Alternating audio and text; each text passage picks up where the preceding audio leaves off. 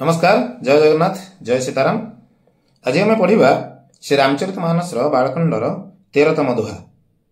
गत अध्याय 12तम दोहा आम पढ़ी दोहा और चौपाई पाठ कराइला। वर्तमान पढ़ा हम 13तम दोहा। तो आरंभ करवा श्री रामचरितमानस दोहा संख्या 13।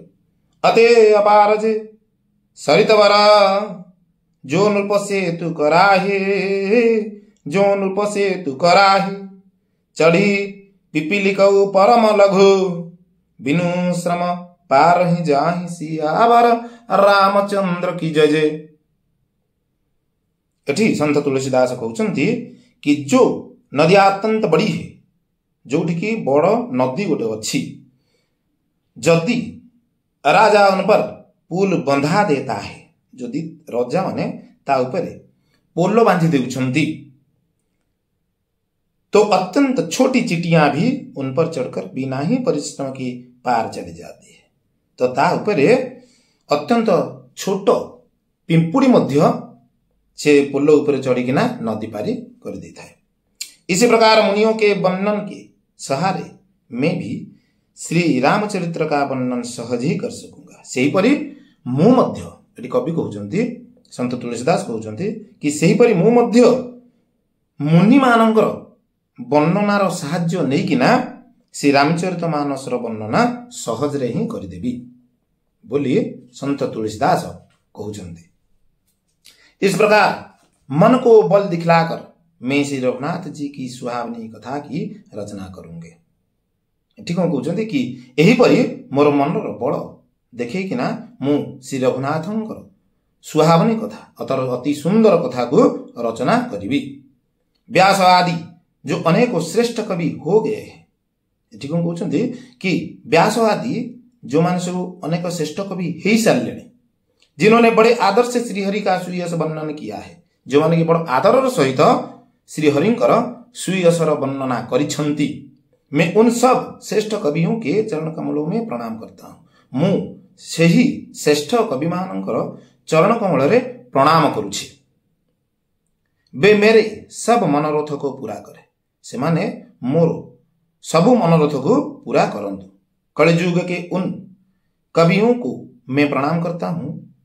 कलिजुगर मु से कवि मान को प्रणाम करुछि, जिन्होंने श्री रघुनाथ के गुण समूह का वर्णन किया है, जो माने कि श्री रघुनाथंकर गुण समूह को वर्णना करिछंती। जो बड़े बुद्धिमान प्रकृत कवि हैं, जो माने कि बुद्धिमान प्रकृत कवि अछंती, जिन्होंने भाषा में श्री हरि चरित्र का वर्णन किया है, जो माने कि भाषा रे श्री हरिंकर चरित्र वर्णना करिछंती।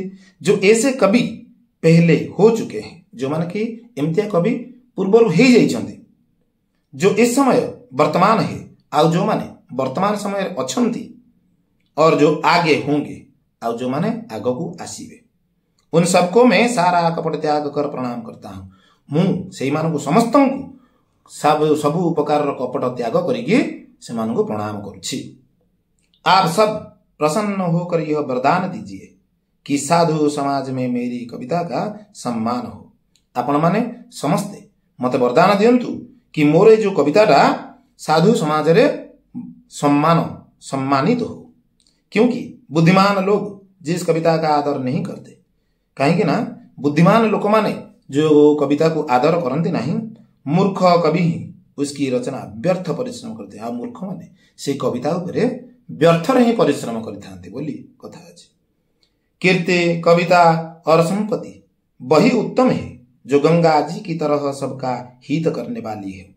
एठी कौन कहउछंती कि कीर्ति, कविता और संपत्ति यही सब गुड़ाक उत्तम से ही हिता है, से उत्तम हिता है, जेपरि कि गंगा नदी जलटी जेपरि परहितकारी होता है, सेहीपरि कीर्ति, कविता और संपत्ति जदि थाई कि ना परर काम रे न लागिला, तो सेगुड़ा थाई कि किछि लाभ नुहे। श्री रामचंद्र जी की कीर्ति तो बड़ी सुंदर है, सबका अनंत कल्याण करने वाली है। एठी कौन कहउछंती कि श्री रामचंद्रंकर कीर्ति तो बड़ सुंदर अटे, आ समस्तंकर कल्याण कला भली मध्य होइथाय, परंतु मेरी कविता भद्दी है। पुणी कौन कहउछंती कि मोर ए कविताटा भल नुहे, यह असमंजस्य है।